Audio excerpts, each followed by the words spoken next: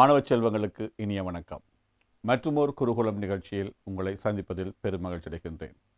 தரம் 10 பாட அலகின் வரிசையில் இன்றைய தினம் அலகு 7 அலகு 10 ரசாயன பிணைப்புகள் என்ற பாடப்பிறப்பில் நாம் உங்களை சந்திக்கின்றோம்.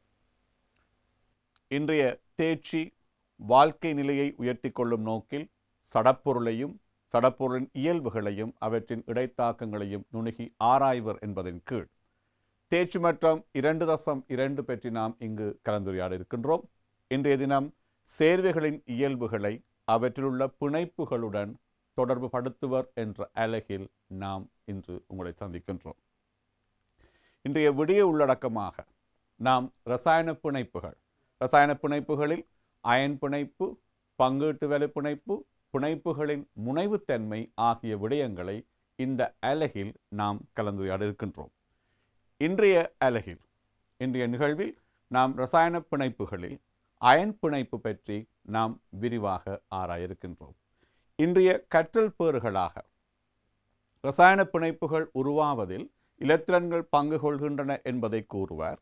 அணுவானது இலத்திரன்களை இழப்பதன் மூலம் கற்றயன்களையும் இலத்திரன்களை ஏற்பதன் மூலம் அயன்களையும் உருவாக்கும் என்பதை விவரிப்பார். இலத்திரன் நிலையமைப்பின் அடிப்படையில் அணுவொன்றில் தோன்றும் அயன்களின் ஏற்றங்களை அளவை தீர்மானித்தல், அயன் பிணைப்பின் போது இலத்திரன் மாற்றம் நிகழ்கின்றது என்பதை கூறுவார். அயன் பிணைப்பு தோன்றுவதை வரைபடத்தின் மூலம் விவரிப்பார். கற்றயன் அயன்களுக்கிடையில் வலிமையான நிலைமின் கவர்ச்சி ஒன்று தோன்றுவதன் மூலம் அயன் பிணைப்பு தோன்றியுள்ளது என்பதை பற்றி ஏற்றுக்கொள்வார். இன்றைய பாட அலகை நீங்கள் கற்பதன் மூலம் இந்த கற்றல் பேறுகளை நீங்கள் அடைவீர்கள் என நான் நம்புகின்றோம். முதலில் நாம் மூலகங்களிலிருந்து சேர்வைகள். மாணவர்களுக்கு தெரியும், நாங்கள் சாதாரணமாக இயற்கையில் அநேக மூலகங்கள் காணப்படுகின்றன. அநேகமான மூலகங்கள் ஒன்று சேர்வதன் மூலம் சேர்வைகள் உருவாக்கப்படுவதை நீங்கள் இதற்கு முன்னைய வகுப்புகளில் கற்றிருக்கின்றீர்கள். இந்த சந்தர்ப்பத்தில் எல்லா மூலகங்களும் சாதாரண நிலைமைகளில் சேர்வைகளை உருவாக்குகின்ற போதும் சில மூலகங்கள் சேர்வைகளை உருவாக்குவதில்லை என்பது பற்றி நாம் கற்றிருக்கின்றோம். பாருங்கள், அவ்விதம் சேர்வைகளை உருவாக்காத சில மூலகங்கள் இயற்கையில் ஓரணு மூலக்கூறுகளாக காணப்படுகின்றது என நாம் பார்த்திருக்கின்றோம். உங்களுக்கு தெரியும், அவ்விதம் ஓரணு மூலக்கூறுகளாக காணப்படக்கூடிய மூலகங்களை நாம் பொதுவாக விழுமிய வாயுக்கள் அல்லது சடத்துவ வாயுக்கள் என்பது பற்றி நாம் கற்றிருக்கின்றோம். நாம் தரம் 10 அணு கட்டமைப்பு தொடர்பான பாடத்தை கற்கும் பொழுது அந்த மூலக அணுக்களின் இலத்திரன் நிலையமைப்புகளை பற்றி நாம் கற்கும் பொழுது அங்கு மூலக அணுக்களில் சில அணுக்கள், உங்களுக்கு தெரியும், சில அணுக்கள் அவற்றின் இறுதியோடு நிரம்பிய நிலையில் இருப்பதை நாம் பார்த்திருக்கின்றோம்.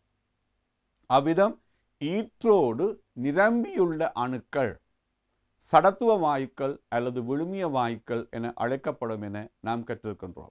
இந்த சடத்துவ வாயுக்கள் அல்லது விழுமிய வாயுக்கள் என்று அழைக்கப்படக்கூடிய இந்த மூலக அணுக்களினுடைய இறுதி ஓடு அது கொண்டிருக்க வேண்டிய உச்ச அளவான இலத்திரன்களை கொண்டிருப்பதை நாம் பார்த்திருக்கின்றோம். சடத்துவ வாயுக்களுக்கு உதாரணமாக நாம் இங்கு ஹீலியம், நியோன், ஆகன் போன்ற மூலகங்களை நாம் கற்றிருக்கின்றோம். இங்கு பாருங்கள், ஒரு சடத்துவ மூலக அணுக்களின், அதாவது ஹீலியம், நியோன், ஆகன் ஆகிய அணுக்களினுடைய அணுக்கட்டமைப்பு உங்களுக்கு திரையில் காட்டப்பட்டிருக்கின்றது. இந்த அணுக்கட்டமைப்புகளை பார்க்கும் பொழுது அவற்றுடைய இலத்திரன் நிலையமைப்புகளை நாம் பார்க்கும் பொழுது அவற்றுடைய ஈற்றோடு அது கொண்டிருக்க வேண்டிய அதி உச்ச எண்ணிக்கையான இலத்திரன்களை கொண்டிருப்பதை எம்மால் அவதானிக்கக்கூடியதாக இருக்கின்றது. உங்களுக்கு தெரியும், ஹீலியம் அணு ஒன்றினுடைய அணுவன் 2, ஆகவே அதனுடைய முதலாவது சக்தி மட்டத்தில் அது கொண்டிருக்க வேண்டிய 2 இலத்திரன்களை அங்கு கொண்டிருக்கின்றது. ஆகவே அங்கு முதலாவது ஓடு பூரணமாக நிரம்பி இருப்பதை எம்மால் அவதானிக்கக்கூடியதாக இருக்கின்றது. இரண்டாவதாக நியோன் அணு காட்டப்பட்டிருக்கின்றது.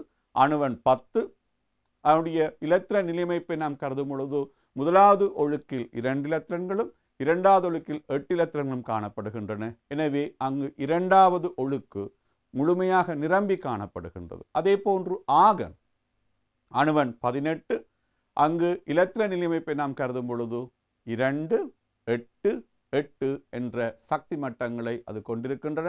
அந்த சக்தி மட்டத்தில் 3வது சக்தி மட்டத்தில் அது கொண்டிருக்க வேண்டிய உச்ச இலத்திரன் எண்ணிக்கையான 8 இலத்திரன்களை கொண்டிருப்பதனால் இவை தாக்குதிறன் குறைந்த மூலகங்களாக, தாக்குதிறன் குறைந்த அணுக்களாக கருதப்படுகின்றது. எனவே ஒரு மூலக அணுவானது தான் கொண்டிருக்க வேண்டிய, அதாவது அதனுடைய இறுதியோட்டில் அல்லது வலுவளவோட்டில் அது கொண்டிருக்க வேண்டிய அதி உச்ச எண்ணிக்கையான இலத்திரன்களை கொண்டிருக்கின்ற சந்தர்ப்பத்தில் அதனை நாம் உறுதியான அணுவாக நாம் கருதுகின்றோம். அவ்விதம் உறுதி நிலை அடைந்த அணுக்கள் தாக்குதிறன் குறைந்தவையாக காணப்படும். அவ்விதம் தாக்குதிறன் குறைந்த அணுக்களாக கருதப்படக்கூடிய சடத்துவ வாயுக்கள் அல்லது விழுமிய வாயுக்களாக நாம் கருதுகின்றோம். ஏனைய மூலகங்கள் பாருங்கள், sodium, chlorine, fluorine, calcium, oxygen, கந்தகம் போன்ற மூலகங்கள் அவற்றுடைய இலத்திரன் நிலையமைப்புகளை நாம் கருதும் பொழுது அதனுடைய ஈற்றோடு, அதாவது வலுவளவோடு கொண்டிருக்க வேண்டிய அதி உச்ச இலத்திரன்களின் எண்ணிக்கையை கொண்டிருப்பதில்லை. எனவே அவை உறுதி குறைந்த மூலகங்களாக கருதப்படுகின்றன. அவ்விதம் உறுதி குறைந்த மூலகங்களாக காணப்படக்கூடிய அந்த மூலகங்கள் தாம் உறுதிநிலை அடைவதற்காக தனது ஈற்றோட்டில் சில மாற்றங்களை ஏற்படுத்திக் கொள்வதை பற்றி நாம் இங்கு பார்க்க இருக்கின்றோம். பாருங்கள், வலுவளவோட்டில் உறுதியான இலத்திரன் நிலைப்பு காணப்படுவதன் காரணமாக சடத்துவ வாயுக்கள் இரசாயன தாக்குதிறன் குறைவாக காணப்படுகின்றது. இங்கு சோடியம் அணு ஒன்றை நாம் கருதும் பொழுது உங்களுக்கு தெரியும், சோடியம் அணுவினுடைய அணுவன் 11. எனவே இலத்திரன் நிலையமைப்பு 2,8,1. அதனுடைய ஈற்றோடு அது வலுவளவோட்டில் ஒரு இலத்திரன் காணப்படுகின்றது. எனவே சோடியம் அணுவானது தான் உறுதிநிலை அடைவதற்காக தனது ஈற்றோட்டில் காணப்படுகின்ற இலத்திரன்களுடைய எண்ணிக்கையில் மாற்றம் ஒன்றை செய்ய விரும்புகின்றது. அவ்விதம் பார்க்கும் பொழுது சோடியம் அணுவானது குறைந்த சக்தி நிலையில் தன்னுடைய ஈற்றொழுக்கு இலத்திரனை இழப்பதன் மூலமாக தனக்கு அண்மையான ஒரு சடத்துவ வாயுடைய இலத்திரன் நிலைமைப்பை பெற்றுக்கொள்ளக்கூடியதாக இருக்கும். எனவே சோடியம் அணு தான் உறுதிநிலை அடைவதற்காக தனது ஈற்றோட்டில் அல்லது வலுவளவோட்டில் காணப்படுகின்ற இலத்திரனை இழப்பதன் மூலம் உறுதிநிலையை அடைகின்றது. அதே போன்று நாம் கார்பன் அணுவை கருதும் பொழுது கார்பன் அணுவுடைய ஈற்றோட்டில் 4 இலத்திரன்கள் காணப்படுகின்றன. மாணவர்கள் இங்கு கவனியுங்கள், இந்த கார்பன் அணுவுடைய அணுவன் 6, இலத்திரன் நிலைப்பு 2,4, ஈற்றோட்டில் 4 இலத்திரன்கள் காணப்படுகின்றன. இந்த மூலக அணுவானது உறுதிநிலை அடைவதற்காக 4 இலத்திரன்களை இழக்க முடியும் அல்லது 4 இலத்திரன்களை பெற்றுக்கொள்ள முடியும். ஆனால் அவ்வாறான ஒரு மாற்றம் கார்பன் மூலகத்தில் நடைபெறுவதில்லை. கார்பன் தான் உறுதிநிலை அடைவதற்காக தனது ஈற்றோட்டில் உள்ள 4 இலத்திரன்களையும் ஏனைய அணுக்களுடன் பங்கிட்டுக் கொள்வதன் மூலம் உறுதிநிலையை அடைகின்றது. பாருங்கள், சோடியம் உறுதிநிலை அடைவதற்காக ஈற்றோட்டு இலத்திரனை இழக்கின்றது. இங்கு கார்பன் தான் உறுதிநிலை அடைவதற்காக தனது ஈற்றோட்டில் காணப்படுகின்ற இலத்திரன்களை அயலில் உள்ள அணுக்களுடன் பங்கிட்டுக் கொள்கின்றன. நாம் குளோரின் அணுவை கருதும் பொழுது குளோரினுடைய அணுவன் 17, அவருடைய இலத்திரன் நிலையமைப்பு 2,8,7. அது வலுவளவோட்டில் 7 இலத்திரன்களை கொண்டிருக்கின்றன. ஆகவே குளோரின் தான் உறுதிநிலை அடைவதற்காக வெளியிலிருந்து ஒரு இலத்திரனை பெற்றுக்கொள்வதன் மூலம் தன்னுடைய ஈற்றோட்டை பூரணமாக்கி கொள்கின்றது. எனவே நாம் இங்கு 3 விடயங்களை பார்க்கின்றோம்.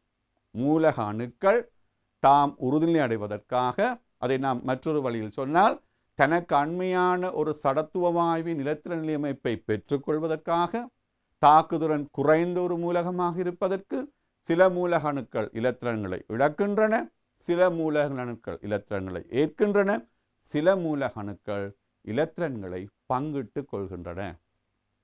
இப்பொழுது உங்களுக்கு விளங்கும், மூலக அணுக்கள் தாம் உறுதிநிலையை அடையும் பொருட்டு இலத்திரன்களை இழக்கும் போது, இலத்திரன்களை ஏற்கும் போது, இலத்திரன்களை பங்கிடும் போது அயலில் உள்ள அணுக்களுடன் அவை தொடர்பு படுகின்றன.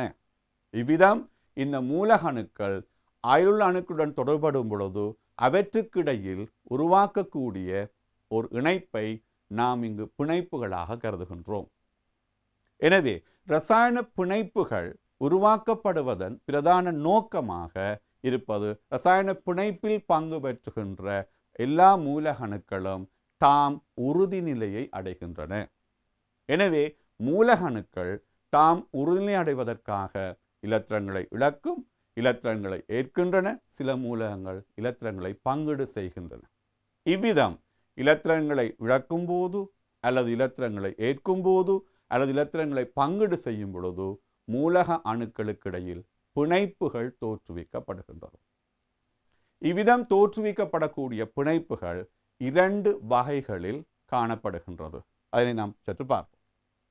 பாருங்கள், மூலகணுக்கள் உறுதிநிலை அடைவதற்காக அவற்றின் வலுவளவு ஓட்டில் உள்ள இலத்திரனை இழத்தல் அல்லது ஏற்றல் அல்லது பங்கிடுவதன் மூலம் உருவாக்கப்படும் அயன்கள் அல்லது அணுக்களுக்கிடையே ஏற்படக்கூடிய கவர்ச்சி விசையை நாம் இரசாயன பிணைப்புகள் என வரையறை செய்கின்றோம். இந்த இரசாயன பிணைப்புகள் உருவாகும் போது அதில் காணப்படுகின்ற அணுக்கள் காட்டுகின்ற நடத்தைகளுக்கேற்ப இரசாயன பிணைப்புகள் பிரதானமாக 2 வகைகளாக பிரிக்கப்படுகின்றது. முதலாவது வகையை நாம் கூறுகின்றோம் அயன் பிணைப்பு அல்லது மின்வெளு பிணைப்பு என கூறுகின்றோம். இரண்டாவது வகை நாம் கூறுவது இங்கு பங்கீட்டு வலு பிணைப்பு என நாம் கூறுகின்றோம். ஆகவே மூலகணுக்கள் தாம் உறுதிநிலை அடையும் பொருட்டு இலத்திரன்களை இழப்பதன் மூலம் அல்லது ஏற்பதன் மூலம் உருவாக்கப்படுகின்ற அயன்களுக்கு இடையில் ஏற்படக்கூடிய பிணைப்பை நாம் அயன் பிணைப்பு என வரையறை செய்கின்றோம்.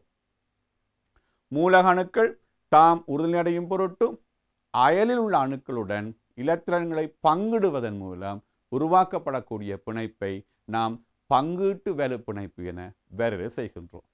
இன்றைய அலகில் நாம் அயன் பிணைப்புகள் தோன்றும் விதத்தை சற்று விரிவாக பார்ப்போம். சோடியம் அணுவிலிருந்து சோடியம் அயன் உருவாதல். உங்களுக்கு தெரியும், இரசாயன பிணைப்புகளில் அயன் பிணைப்புகள் உருவாக்கப்படும் பொழுது அங்கு மூலக அணுவானது தான் உறுதிநிலை அடைவதற்காக இலத்திரன்களை இழப்பதன் மூலம் அல்லது இலத்திரன்களை பெற்றுக்கொள்வதன் மூலம் அயன்களை உருவாக்கும். மாணவர்கள் இலத்திரன் நிலையமைப்பை அடிப்படையாக கொண்டு அந்த மூலக அணு இலத்திரனை இழக்கின்றதா அல்லது ஏற்கின்றதா அல்லது பங்கிடுகின்றதா என்பதை எளிமையாக தீர்மானித்துக் கொள்ள முடியும். நீங்கள் காப்போத்தா சாதாரண தரம் கற்கின்ற மாணவர்கள் உங்களுக்கு தெரியும், ஒரு மூலக அணுவினுடைய ஈற்றோட்டில் ஒரு இலத்திரன் அல்லது 2 இலத்திரன் அல்லது 3 இலத்திரன்கள் காணப்படுமாக இருந்தால் அதன் வலுவளவு ஓட்டில் காணப்படுகின்ற இலத்திரன்கள் எண்ணிக்கை 1 அல்லது 2 அல்லது 3ஆக காணப்படுமாக இருந்தால் அந்த மூலக அணுக்கள் அந்த இலத்திரன்களை இழப்பதன் மூலம் நேர் அயன்களை உருவாக்கும் என்பது பற்றி அறிந்திருத்தல் வேண்டும். இந்த நேர் அயனானது பொதுவாக கற்றயன்கள் என அழைக்கப்படுவது உண்டு. நாம் தரம் 11இல் நாம் மின் ரசாயனம் என்ற பாட அலகை கற்கும் பொழுது இந்த கற்றயன் என அழைக்கப்படுவதற்கான விளக்கத்தை நீங்கள் தெளிவாக பெற்றுக்கொள்வீர்கள். அதாவது மின் பகுப்பு செயல்முறை ஒன்றின் போது கதோட்டினால் கவரப்படக்கூடிய அயன்கள், கதோட் எனப்படுவது மறையேற்றமுடைய மின்வாய், அந்த கதோட்டினால் கவரப்படக்கூடிய அயன்கள் நேரயன்கள்.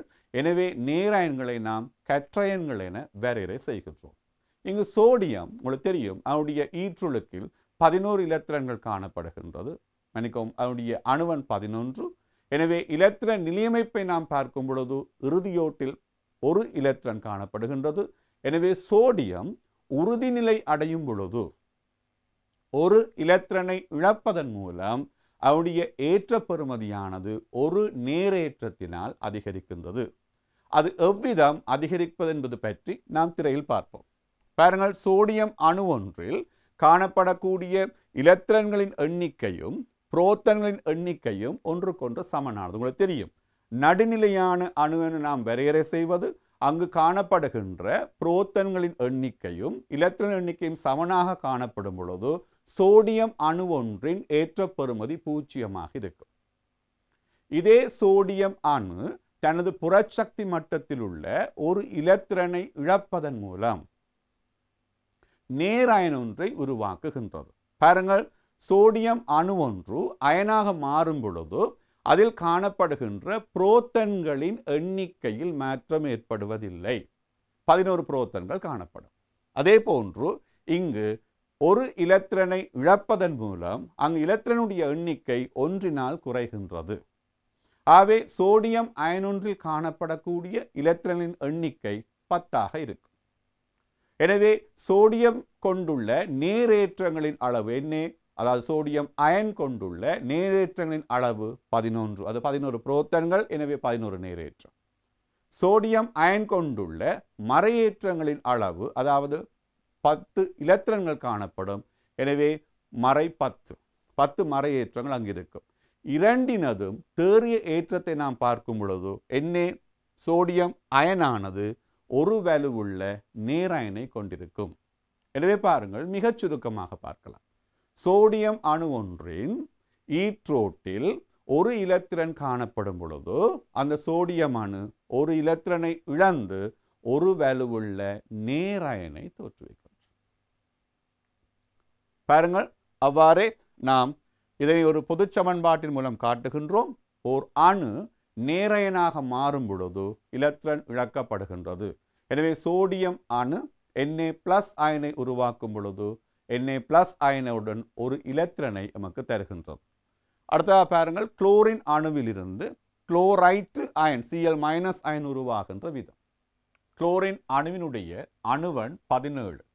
என்னுடைய இலத்திரன் நிலையமைப்பு 287. ஏற்கனவே நான் கூறியதன்படி ஈற்றோட்டில் 5 அல்லது 6 அல்லது 7 இலத்திரன்கள் காணப்படும் பொழுது அவை உறுதிநிலை அடைவதற்காக ஒரு இலத்திரனை பெற்று உறுதிநிலை அடைவதை நாம் இங்கு பார்க்கக்கூடியதாக இருக்கும்.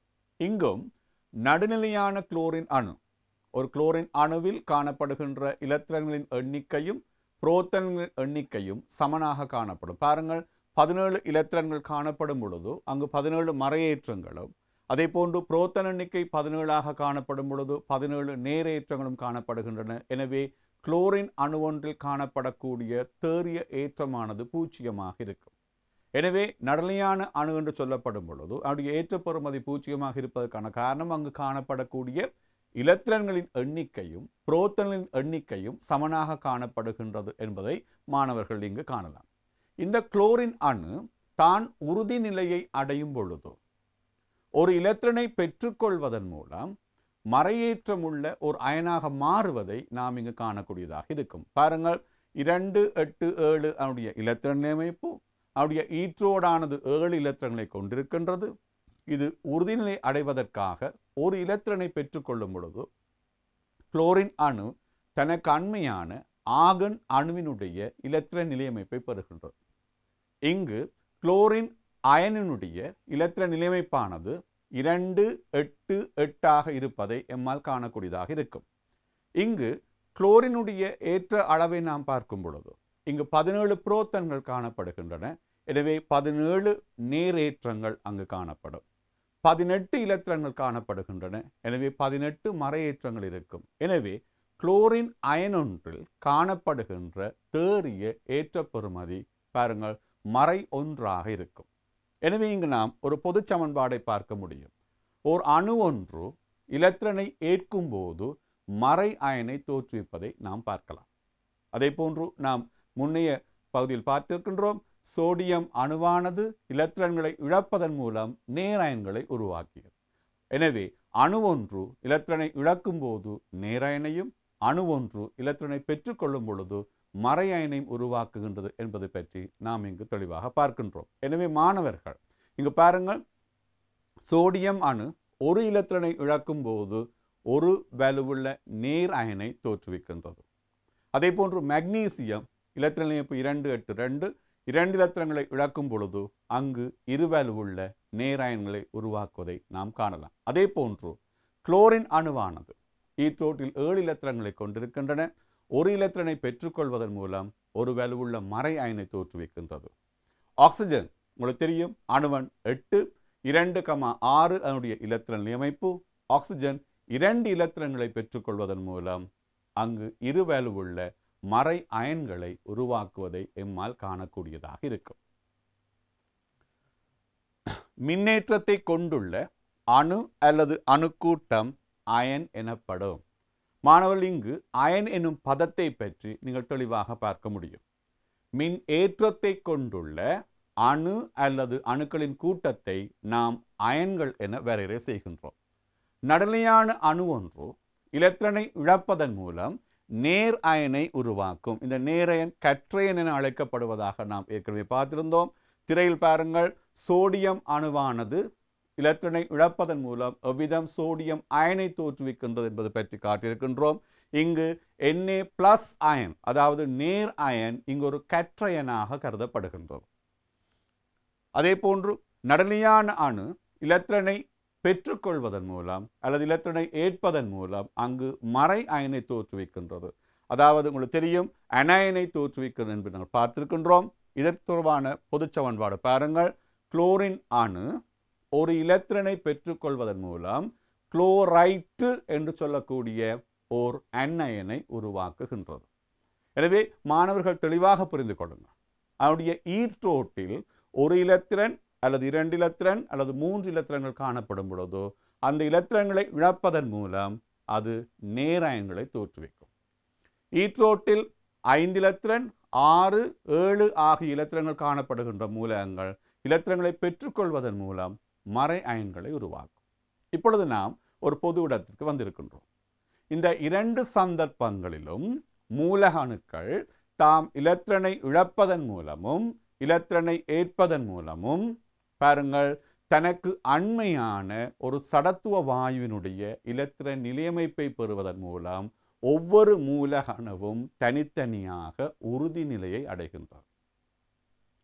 உறுதிநிலையை அடைந்த இந்த நேர் அயன்களும் மறை அயன்களுக்கும் இடையில் ஏற்படக்கூடிய, இப்பொழுது நாம் சொல்லுகின்றோம், சோடியம் தான் உறுதிநிலை அடையும் பொழுது ஒரு எலக்ட்ரானை இழக்கின்றது. அந்த எலக்ட்ரானுக்கு யாது நிகழ்கின்றது என்பது பற்றி நீங்கள் பார்க்கலாம். குளோரின் ஆனது தான் உறுதிநிலை அடைவதற்கு ஒரு எலக்ட்ரானை பெற்றுக்கொள்ளுகின்றது. உங்களுக்கு ஒரு கேள்வி வரும், எங்கிருந்து எலக்ட்ரானை பெற்றுக்கொள்ளுகின்றது? எனவே சோடியம் அணுவிற்கும் குளோரின் அணுவிற்கும் இடையில் பிணைப்புகள் தோன்றும் பொழுது சோடியம் அணுவினால் இழக்கப்படுகின்ற எலக்ட்ரானை குளோரின் பெற்றுக்கொள்ளுகின்றது. எனவே இங்கு சோடியம் அணுவிற்கும் குளோரின் அணுவிற்கும் இடையில் எலக்ட்ரான் பரிமாற்றம் ஒன்று நடைபெறுவதை நாம் காணக்கூடியதாக இருக்கும். பாருங்கள், சோடியம் அணு ஒன்று எலக்ட்ரானை இழப்பதால் உருவாகும் சோடியம் நேரயனும் குளோரின் அணு ஒன்று எலக்ட்ரானை பெறுவதால் உருவாகும் குளோரைட்டு மறையயனும் எதிரெதிரான ஏற்றங்களை கொண்டிருப்பதன் காரணமாக ஒன்றுக்கொன்று வலிமையான மின் கவர்ச்சியினால் பிணைக்கப்பட்டு சோடியம் குளோரைட்டு எனக்கூடிய சேர்வை ஒன்று, அயன் பிணைப்பு சேர்வை ஒன்று உருவாக்கப்படுகின்றது. திரையில் பாருங்கள், சோடியம் அணு உங்களுக்கு தெரியும் 2, 8, 1 அதனுடைய எலக்ட்ரான் நிலையமைப்பு. எனவே சோடியம் அணுவானது ஒரு எலக்ட்ரானை இழந்து Na+ என்று சொல்லக்கூடிய ஒரு அயனை தோற்றுவிக்கிற நேரேற்றமுடைய அயனை தோற்றுவிக்கின்றது.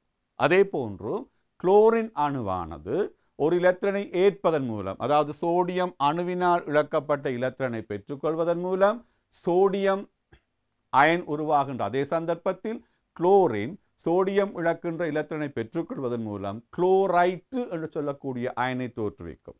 எனவே இங்கு Na+ அயனிற்கும் Cl- அயனிற்கும் இடையில் ஒரு வலிமையான நிலைமின் கவர்ச்சியினால் ஒரு பிணைப்பு ஒன்று உருவாக்கப்படுகின்றது.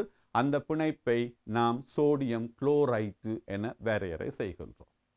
எனவே சோடியம் குளோரைட்டு என்ற அயன் பிணைப்பு சேர்வை உருவாதலில் பங்கு பெற்றக்கூடிய 2 அயன்கள் Na+ அயன்கள் Cl- அயன். அவை Na+ அயனானது சோடியம் அணு எலக்ட்ரானை இழப்பதன் மூலம் பெறப்படுவது, குளோரைட் அயனானது குளோரின் அணு எலக்ட்ரானை பெற்றுக்கொள்வதன் மூலம் பெறப்படுவது. இந்த இரு அயன்களுக்கும் இடையில் ஏற்படக்கூடிய ஒரு உறுதியான பிணைப்பை நாம் அயன் பிணைப்பு என்று காண்கின்றோம். எனவே மாணவர்கள் இப்பொழுது தெளிவான ஒரு புரிதலை பெற்றிருப்பீர்கள். மூலக அணுக்கள் தாம் உறுதிநிலை அடையும் பொருட்டு எலக்ட்ரான்களை இழப்பதன் மூலம் நேரயன்களை தோற்றுவிக்கின்றது. எலக்ட்ரான்களை பெற்றுக்கொள்வதன் மூலம் மறையயன்களை தோற்றுவிக்கின்றது. இந்த நேரயன்களுக்கும் மறையயன்களுக்கும் இடையே ஏற்படுகின்ற வலிமையான ஒரு பிணைப்பு, வலிமையான நிலைமின் கவர்ச்சியினால் ஏற்படக்கூடிய ஒரு வலிமையான பிணைப்பையே நாம் மின்வலு பிணைப்பு அல்லது அயன் பிணைப்பு என வரையறை செய்கின்றோம்.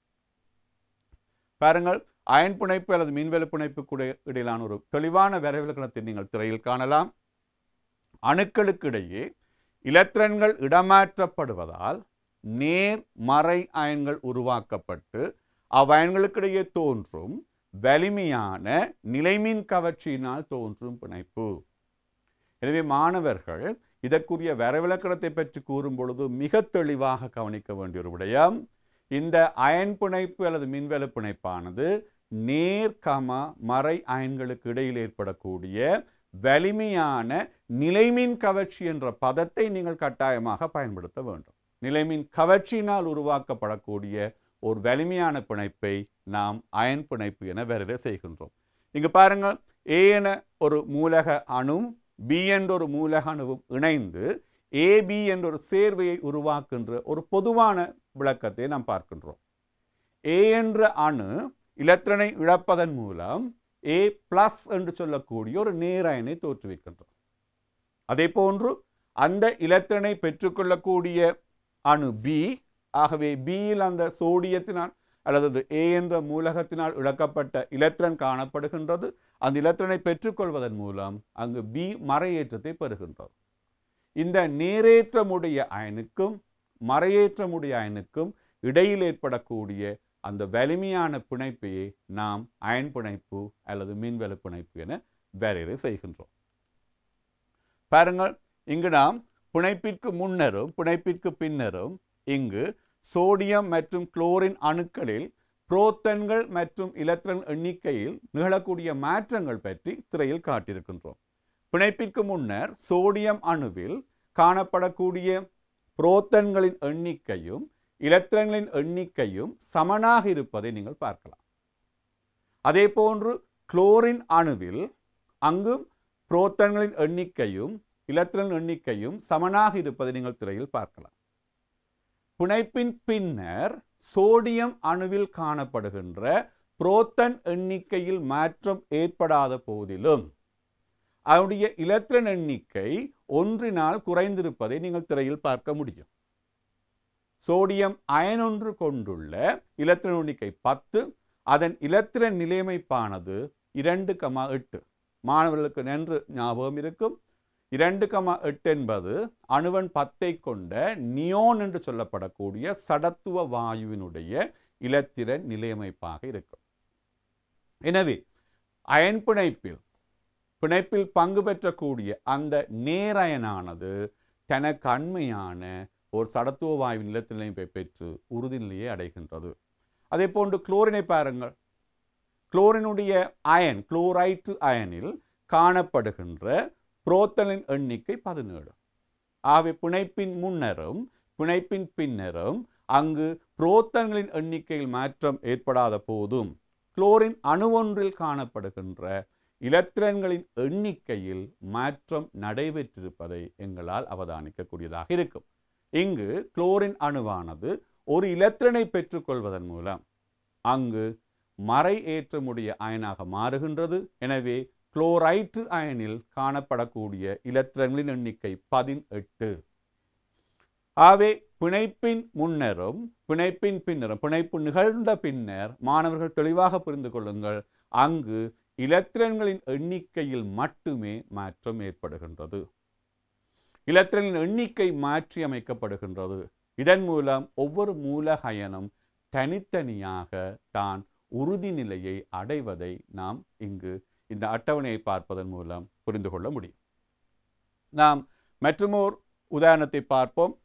மக்னீசியம் குளோரைட்டு உருவாகின்ற விதம் பாருங்கள். மக்னீசியத்தினுடைய ஈற்றோட்டில் 2 எலக்ட்ரான்கள் காணப்படும். அதாவது வலுவலு ஓட்டில் 2 எலக்ட்ரான்கள் காணப்படும். இந்த மக்னீசியம் அணுவானது தான் உறுதி நிலையை அடையும் பொருட்டு 2 எலக்ட்ரான்களை இழக்க வேண்டிய தேவை இருக்கும். அதே போன்று இந்த மக்னீசியம் அணுவுடன் பிணைப்பில் பங்கு பெற்றக்கூடிய குளோரின் அணுவினுடைய ஈற்றோட்டில் 7 எலக்ட்ரான்கள் காணப்படுகின்றது. எனவே குளோரின் அணுவானது 7 எலக்ட்ரான்களை கொண்டிருப்பதன் காரணமாக அது உறுதி நிலையை அடைவதற்கு ஒரு எலக்ட்ரான் தேவைப்படுகின்றது. மக்னீசியம் 2 எலக்ட்ரான்களை இழக்கின்ற அதே சந்தர்ப்பத்தில் குளோரினால் பெற்றுக்கொள்ளப்படக்கூடிய இலத்திரன் எண்ணிக்கை 1. ஒரு குளோரின் ஒரு இலத்திரனை பெற்றுக்கொள்ளும். நாம் இங்கு பார்க்கும் பொழுது ஒரு மக்னீசியத்தினால் இழக்கப்படக்கூடிய 2 இலத்திரன்களானது 2 குளோரின் அணுக்களால் பெற்றுக்கொள்ளப்படுவதை நாம் இங்கு திரையில் காணக்கூடியதாக இருக்கும். எனவே இங்கு Mg2+ என்று சொல்லக்கூடிய நேரயனும் Cl- என்று சொல்லக்கூடிய 2 மறையயன்களும் சேர்ந்து MgCl2 எனப்படுகின்ற சேர்வை உருவாவதை நாம் பார்க்க முடியும். இங்கும் நாம் மக்னீசியம் மற்றும் குளோரின் அணுக்களில் இலத்திரன்களின் எண்ணிக்கையில் ஏற்படக்கூடிய மாற்றத்தை நாம் அவதானிக்கக்கூடியதாக இருக்கும். இங்கும் பாருங்கள், பிணைப்பிற்கு முன்னரும் பிணைப்பிற்கு பின்னரும் புரோட்டான்களின் எண்ணிக்கையில் மாற்றம் ஏற்படாத போதும் அவற்றில் காணப்படக்கூடிய இலத்திரன்களின் எண்ணிக்கையில் மாத்திரம் மாற்றம் ஏற்பட்டுள்ளதை மாணவர்கள் தெளிவாக புரிந்து கொள்ள முடியும். எனவே இந்த இலத்திரன்களுடைய மாற்றம் காரணமாகவே அங்கு பிணைப்புகள் உருவாக்கப்படுகின்றது என்பது பற்றி மாணவர்கள் புரிந்து கொள்ள வேண்டும். எனவே அயன் பிணைப்பு பற்றிய ஒரு தெளிவான முடிவை நீங்கள் பெற்றுக்கொள்ள வேண்டும். அயன் பிணைப்புகள் எனப்படுவது ஒரு மூலக அணு தான் உறுதிநிலை அடையும் பொருட்டு இலத்திரன்களை இழப்பதன் மூலம் நேரயன்களை தோற்றுவிக்கின்ற அதே சந்தர்ப்பத்தில் மற்றுமொரு அணு தான் உறுதிநிலை அடைவதற்காக இலத்திரன்களை பெற்றுக்கொள்வதன் மூலம் மறையயன்களை உருவாக்கின்றது. இவ்விதம் உருவாக்கப்படுகின்ற நேரயன்களுக்கும் மறையயன்களுக்கும் இடையே ஏற்படுகின்ற நிலைமின் கவர்ச்சி காரணமாக உண்டாகக்கூடிய ஒரு வலிமையான பிணைப்பு அயன் பிணைப்பு என நாம் வரையறை செய்திருக்கின்றோம். இந்த பிணைப்புகள் உருவாகும் பொழுது அந்த அணுக்களில் காணப்படுகின்ற புரோட்டான்களின் எண்ணிக்கையில் மாற்றம் ஏற்படாததை நாம் இங்கு பார்த்திருக்கின்றோம். அங்கு இலத்திரனின் எண்ணிக்கையில் அதனுடைய வலுவளவு ஓட்டில் மிக கவனமாக இருக்க வேண்டும். அந்த மூலக அணுவின் வலுவளவு ஓட்டில் காணப்படுகின்ற இலத்திரன்களின் எண்ணிக்கையில் மாத்திரம் மாற்றம் ஏற்படுவதை நாம் காணக்கூடியதாக இருக்கும். இது அயன் பிணைப்பு உருவாகும் பொழுது அங்கு அந்த உபாணு துணிக்கைகளில் ஏற்படக்கூடிய மாற்றத்தை நாம் இங்கு தெளிவாக பார்த்திருக்கின்றோம். ஒவ்வொரு அயன் சேர்வையிலும் நேர் அயன்களும் மறை அயன்களும் முறையாக ஒழுங்கமைந்து ஒவ்வொரு அயன் சேர்வையிலும் நேரயன்களும் மறையயன்களும் முறையாக ஒழுங்கமைந்து பளிங்கு சாலகம் ஒன்றை உருவாக்குவதை நாம் இங்கு காணக்கூடியதாக இருக்கும்.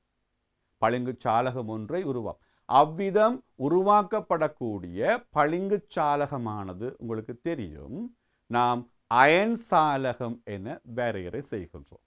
ஆகவே அயன் சேர்வைகளில் காணப்படுகின்ற நேரயன்களும் மறையயன்களும் முறையாக ஒழுங்கமைக்கப்படுவதன் மூலம் அங்கு உருவாக்கப்படக்கூடிய சாலகத்தை நாம் அயன் சாலகம் என வரையறை செய்கின்றோம். பாருங்கள், சோடியம் குளோரைடு சாலகம் ஒன்று உருவாக்கப்பட்டுள்ள விதமானது திரையில் காட்டப்பட்டுள்ளது.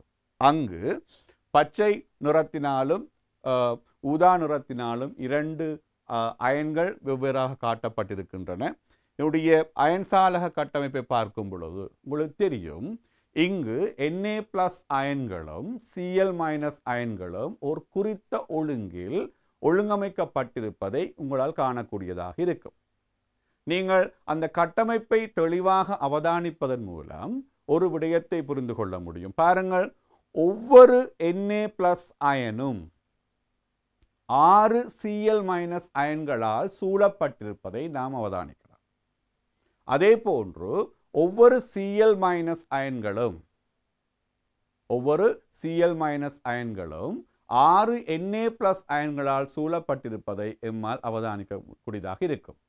இந்த அயன்கள் மிகவும் வலிமையான நிலைமின் கவர்ச்சியினால் பிணைக்கப்பட்டிருப்பதன் காரணமாக ஒரு பளிங்குருவான சாலகமாக அயன் சாலகங்கள் அமைந்திருப்பதை எம்மால் காணக்கூடியதாக இருக்கும். இந்த வலிமையான நிலைமின் கவர்ச்சி அங்கு காணப்படுவதன் காரணமாக அவ்வாறான சேர்வைகள் மிகவும் உறுதியான சேர்வைகளாக காணப்படுவதுடன் அவற்றின் உருகுநிலை பெருமானமானது மிகவும் உயர்ந்த பெருமானத்தை கொண்டிருப்பதை மாணவர்கள் அறிந்து வைத்திருத்தல் வேண்டும்.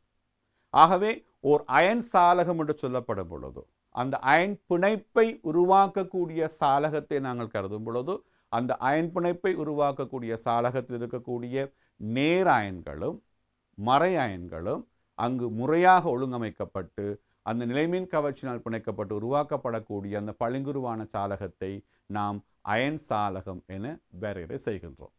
சோடியம் குளோரைட்டு பளிங்கை நாம் கருதும் பொழுது ஒவ்வொரு Na+ அயன்களும் 6 Cl- அயன்களாலும், அதே போன்று ஒவ்வொரு Cl- அயன்களும் 6 Na+ அயன்களாலும் சூழப்பட்டிருப்பதை நாம் புரிந்து கொள்ள முடியும். பாருங்கள், அயன் சேர்வைகள். அயன் பிணைப்பை கொண்டுள்ள சேர்வைகளை நாம் அயன் சேர்வைகள் என வரையறை செய்கின்றோம். அயன் பிணைப்பை கொண்டுள்ள சேர்வைகளை நாம் அயன் சேர்வைகள் என வரையறை செய்கின்றோம். இந்த அயன் சேர்வைகள் 2 விதமாக தோற்றுவிக்கப்படலாம். சில வேளைகளில் உங்களுக்கு தெரியும், மூலக அணுக்கள் இணைவதன் மூலமாகவும் அயன் சேர்வைகள் உருவாக்கப்படுகின்ற அதே சந்தர்ப்பத்தில் சில மூலக அணுக்கள் சில மூலிகங்களுடன், ஏற்றம் பெற்ற அணுக்களின் கூட்டங்களுடன் இணைவதன் மூலம் அயன் சேர்வைகளை உருவாக்குவதை நாம் பார்க்கக்கூடியதாக இருக்கும்.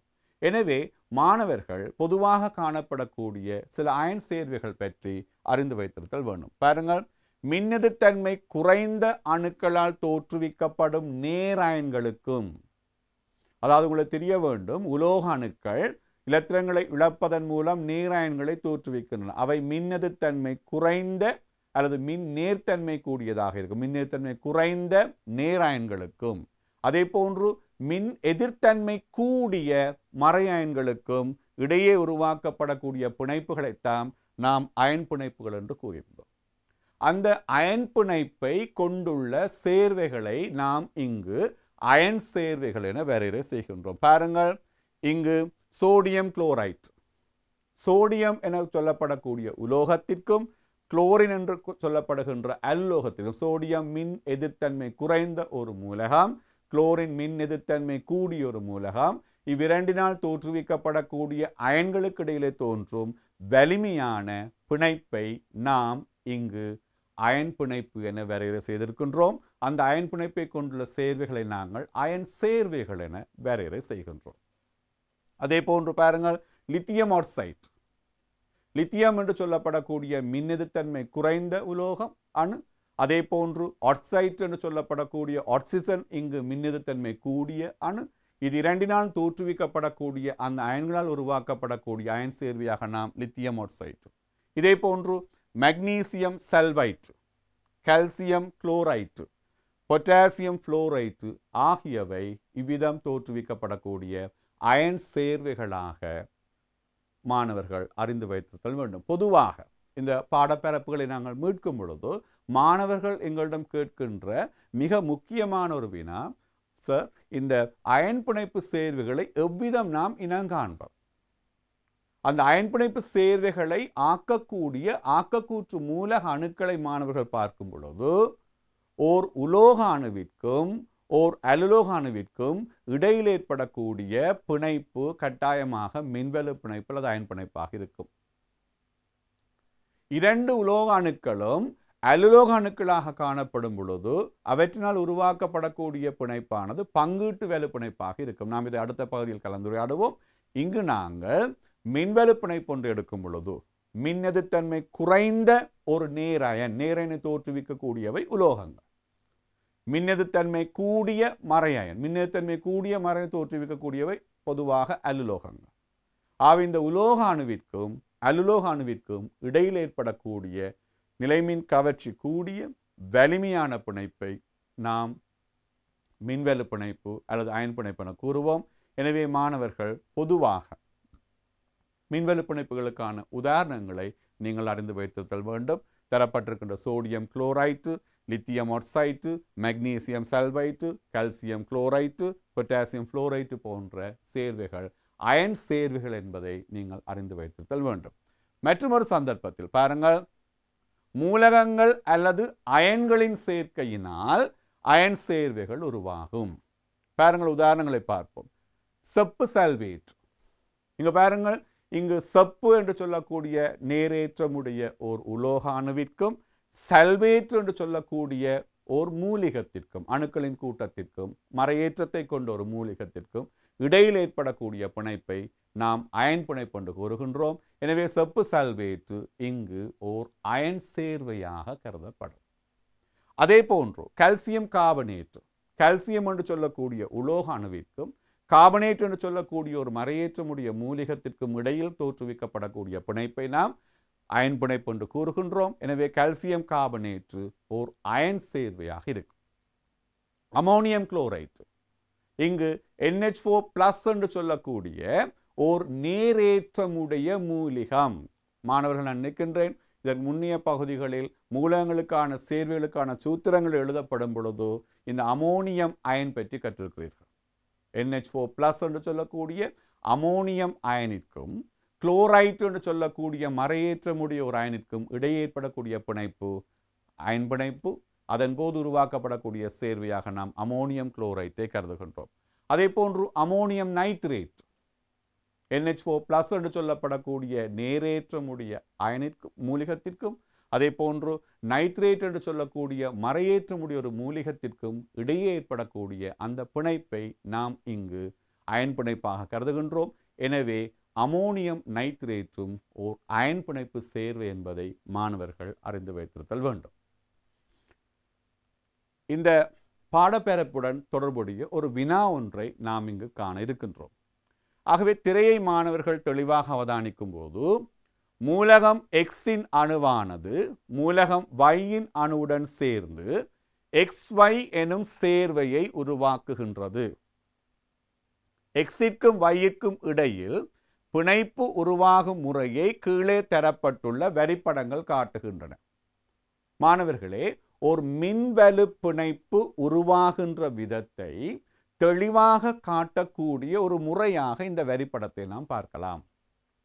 பாருங்கள், X என்ற அணுவானது தனது இறுதியோட்டில் காணப்படுகின்ற இலத்திரனை Yற்கு வழங்குகின்றது. நீங்கள் பாருங்கள், X உடைய ஈற்றோட்டில் வலுவலு ஓட்டில் ஒரு இலத்திரன் காணப்படுகின்றது. Yனுடைய ஈற்றோட்டில் 7 இலத்திரன்கள் காணப்படுகின்றது.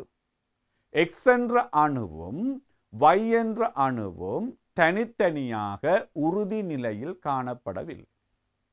X தான் உறுதிநிலை அடைவதற்காக தனது ஈற்றோட்டில் காணப்படுகின்ற ஒரு இலத்திரனை Yற்கு வழங்குவதன் மூலம் X ஆனது தனக்கு அண்மையான ஒரு சடத்துவ வாயுவின் இலத்திரன் அமைப்பை பெற்று உறுதி நிலையை அடைகின்றது. Y அந்த இலத்திரனை பெற்றுக்கொள்வதன் மூலம் தனது வலுவலு ஓட்டை நிரப்பிக்கொண்டு தனக்கு அண்மையான ஒரு சடத்துவ வாயுடைய இலத்திர நிலையமைப்பை பெற்றுக்கொள்கின்றது. இங்கு X ஒரு இலத்திரனை இழப்பதன் மூலம் X+ என்ற அயனையும் Y ஆனது ஒரு இலத்திரனை பெற்றுக்கொள்வதன் மூலம் Y- என்று சொல்லப்படக்கூடிய ஒரு மறை அயனையும் தோற்றுவிக்கும் பொழுது இந்த நேர் அயனிற்கும் மறை அயனிற்கும் இடையே ஏற்படக்கூடிய வலிமையான நிலைமின் கவர்ச்சி காரணமாக ஒரு உறுதியான பிணைப்பு தோன்றுகின்றது. அந்த பிணைப்பு இங்கு நாம் மின்வலு பிணைப்பு அல்லது அயன் பிணைப்பாக கருதுகின்றோம். எனவே இந்த மாற்றத்தை காட்டக்கூடிய வரிப்படத்தை நீங்கள் அவதானிக்கும் பொழுது மிக தெளிவாக இங்கு ஒரு அயன் பிணைப்பு சேர்வை உருவாவதை நீங்கள் அவதானிக்கக்கூடியதாக இருக்கும். இவ்விதம் அயன் பிணைப்பு சேர்வையொன்று உருவாகுகின்ற அந்த தன்மையை அடிப்படையாக கொண்டு அதில் காணப்படுகின்ற அணுவன், திணிவன், வலுவளவு, கூட்டகன், ஆவர்த்தனகன், இலத்திரன் மற்றும் புரோத்தன், நியூட்ரன் எண்ணிக்கை என்பவற்றுக்கு இடையிலான தொடர்புகளை காட்டக்கூடிய வகையில் வினா ஒன்று உங்களுக்கு கேட்கப்பட்டிருக்கின்றது. ஆகவே XYயின் பிணைப்பை அடிப்படையாக கொண்டு அட்டவணையில் உள்ள ABCDE ஆகிய வெற்றிடங்களை நிரப்புக. மாணவர்கள் கவனிக்க வேண்டும், இங்கு Xஇல் காணப்படக்கூடிய அணு கொண்டுள்ள நியூட்ரன் எண்ணிக்கை 12. Xஇல் காணப்படுகின்ற அணு கொண்டுள்ள புரோத்தன் எண்ணிக்கை 11. திணிவு எண் காணக்கூடியதாக இருக்கும்.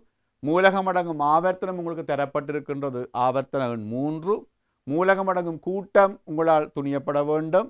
வலுவளவு 1. அதே போன்று Y என்ற மூலக அணு கொண்டுள்ள நியூட்ரன் எண்ணிக்கை 18. அந்த அணு கொண்டுள்ள புரோத்தன் எண்ணிக்கை உங்களால் காணப்பட வேண்டும். திணிவன் 35 என தரப்பட்டிருக்கின்றது. மூலகடங்கும் ஆவர்த்தன எண்ணை நீங்கள் காண வேண்டும். அதே போன்று கூட்டம் 7, வலுவளவு துணியப்பட வேண்டும். நாம் சற்று முன்னிய பாட அலைகளிலிருந்து உங்கள் அறிவை சற்று இங்கு மீட்க வேண்டிய தேவை இருக்கின்றது. ஒரு நிமிடம் அந்த அட்டவணையை அவதானித்து அதற்குரிய விடைகளை நீங்கள் யூகித்துக் கொள்ளுங்கள். இங்கு உங்களுக்கு தெரியும், ஒரு நடுநிலையான அணுவில் புரோட்டான்களின் எண்ணிக்கையானது எலக்ட்ரான்களின் எண்ணிக்கைக்கு சமன் என நாம் பார்த்திருக்கின்றோம். ஒரு மூலக அணு ஒன்றின் அணுவன் எனப்படுவது அதில் காணப்படுகின்ற புரோட்டான்களின் எண்ணிக்கைக்கு சமன் என கற்றிருக்கின்றீர்கள்.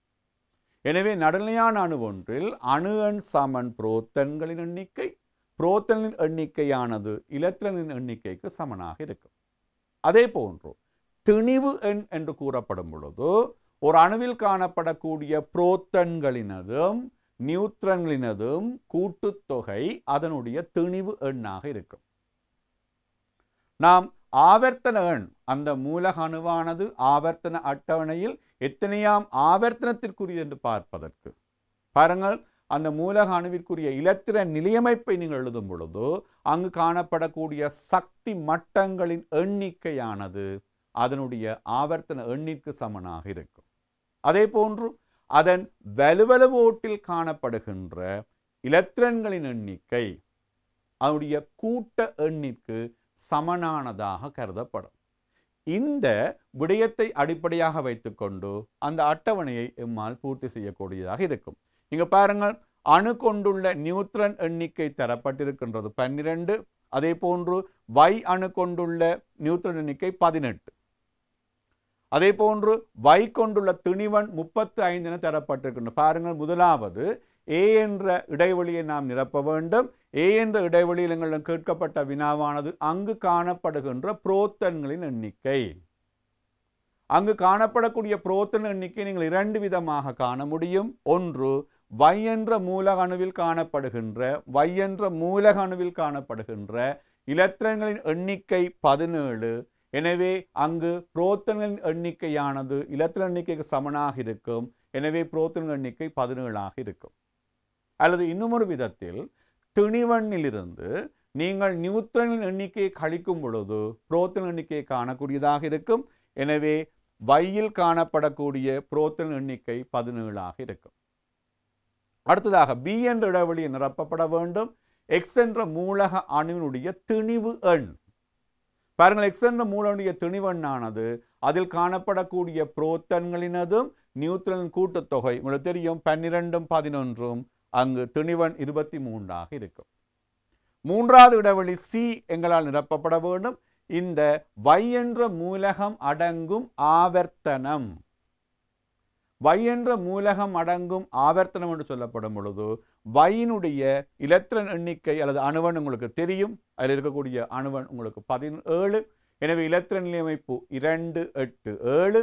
எனவே 3 சக்தி மட்டங்கள் காணப்படுகின்றன. எனவே Y அடங்கக்கூடிய ஆவர்த்தனம் 3ஆம் ஆவர்த்தனமாக இருக்கும். அதே போன்று X அடங்கக்கூடிய கூட்டம், ஏற்கனவே நான் கூறியிருந்தேன், Xனுடைய வலுவலுவோட்டில் காணப்படக்கூடிய எலக்ட்ரான்களின் எண்ணிக்கை பாருங்கள், X என்ற அணுவினுடைய வலுவலுவோட்டில் காணப்படக்கூடிய எலக்ட்ரானுடைய எண்ணிக்கை 1. எனவே X அடங்கும் கூட்டம் முதலாம் கூட்டமாக இருக்கும். அதே போன்று வலுவலவானது வலுவலுவோட்டில் காணப்படக்கூடிய எலக்ட்ரான்களின் எண்ணிக்கையுடன் தொடர்புடையது. ஒரு மூலக அணு தான் உறுதிநிலை அடையும் பொருட்டு ஏற்கின்ற அல்லது எலக்ட்ரான்களின் எண்ணிக்கையை நாம் வலுவலவாக வரையறை செய்ய முடியும். பாருங்கள், இங்கு X என்ற மூலக அணு ஒரு எலக்ட்ரானை இழப்பதன் மூலம் உறுதிநிலை அடைகின்றது. Y என்ற மூலக அணு ஒரு எலக்ட்ரானை ஏற்பதன் மூலம் உறுதிநிலை அடைகின்றது. எனவே இங்கு Xினதும் Yயினதும் வலுவலவானது 1 என்ற பெருமானத்தை பெறும். ஆகவே மிக இலகுவாக மிக தெளிவாக இந்த விளக்கத்தை மாணவர்கள் பெற்றுக்கொள்ள வேண்டும். இங்கு X என்ற மூலக அணு தான் உறுதிநிலை அடைவதற்காக ஒரு எலக்ட்ரானை இழப்பதன் மூலம் நேராயனாக மாறுகின்ற அதே சந்தர்ப்பத்தில் Y என்ற மூலக அணு ஒரு எலக்ட்ரானை ஏற்பதன் மூலம் மறையனாக மாறி இங்கு ஏற்படக்கூடிய அந்த கவர்ச்சி விசை காரணமாக அயன் பிணைப்பின் மூலமாக XY என்ற சேர்வை தோற்றுவிக்கப்பட்டுள்ளது. நல்லது மாணவர்களே, இன்றைய தினம் நாம் ரசாயன பிணைப்புகள் என்ற பாடப்பிறப்பின் கீழ் அயன் பிணைப்பு பற்றி தெளிவாக பார்த்திருந்தோம். எல்லா மூலக அணுக்களும் சேர்வைகளை உருவாக்குவதில்லை. சில மூலக அணுக்கள் மாத்திரம் சேர்வைகளை உருவாக்குகின்றன. அவ்வாறு சேர்வைகளை உருவாக்குகின்ற மூலக அணுக்கள் தாம் உறுதிநிலை அடையும் பொருட்டு எலக்ட்ரான்களை இழக்கின்றன, எலக்ட்ரான்களை ஏற்கின்றன அல்லது இலத்திரங்களை பங்கீடு செய்கின்றன. இவ்விதம் இழத்தல் அல்லது ஏற்றல் அல்லது பங்கீடு செய்வதன் மூலம் தாம் உறுதிநிலை அடைவதன் மூலம் அதே சந்தர்ப்பத்தில் மூலக அணுக்களுக்கு இடையில் இரசாயன பிணைப்புகள் உருவாக்கப்படுகின்றன. அவ்விதம் உருவாக்கப்படக்கூடிய இரசாயன பிணைப்புகள் 2 வகைப்படும் என்று பார்த்திருந்தோம். ஒன்று அயன் பிணைப்பு, மற்றது பங்கீட்டு வேலை பிணைப்பு. அயன் பிணைப்பு எனப்படுவது உயர் நேரேற்றமுடைய ஒரு நேரயனுக்கும் அதே போன்று உயர் எதிரேற்றமுடைய ஒரு மறை அயனுக்கும் இடையே ஏற்படக்கூடிய நிலைமின் கவர்ச்சியினால் ஏற்படக்கூடிய ஒரு உறுதியான பிணைப்பு அயன் பிணைப்பு என நாம் கற்றிருந்தோம். அயன் பிணைப்பை கொண்டுள்ள சேர்வைகள் அயன் சேர்வுகள் என பார்த்திருந்தோம். மூலக அணுக்களுக்கு இடையில் இலத்திரங்கள் பரிமாற்றம் நிகழ்வதன் மூலம் எவ்விதம் ஓர் அயன் பிணைப்பு சேர்வை உருவாகின்ற என்பதை வரிப்படமாக நாம் காட்டியிருந்தோம். இந்த அயன் சேர்வையில் இருக்கக்கூடிய மூலக அதாவது நேரயன்களும் மறையயன்களும் ஒரு குறித்த ஒழுங்கில் ஒழுங்கமைக்கப்படுவதன் மூலம் பளிங்குருவான அயன் சாலகம் உருவாக்கப்படுவதை பற்றி கற்றிருந்தோம். சோடியம் குளோரைடு அயன் ஒன்றில் எவ்விதம் Na+Cl- அயன்கள் காணப்படுகின்றது என்பதை பற்றி நாம் இங்கு பார்த்திருந்தோம். அயன் பிணைப்பை கொண்டுள்ள சேர்வைகளை நாம் அயன் சேர்வைகள் என கற்றிருந்தோம். அயன் சேர்வைக்குரிய உதாரணங்களை நாம் கற்றிருந்தோம். ஆகவே ரசாயன பிணைப்பு என்ற பாடப்பிறப்பின் கீழ் அயன் சேர்வைகள் பற்றிய பகுதி இன்றைய தினம் முடிவடைகின்றது. மீண்டும் மற்றும் ஒரு நிகழ்ச்சியில் பங்கீட்டு வேலை பிணைப்பை பற்றி கற்பதற்கு நாம் தயாராக இருக்கின்றோம். மீண்டும் ஒரு நிகழ்ச்சியில் உங்களை சந்திக்கும் வரை உங்கள் அனைவருக்கும் அன்பு வணக்கம் கூறி விடைபெறுகின்றேன். நன்றி, வணக்கம்.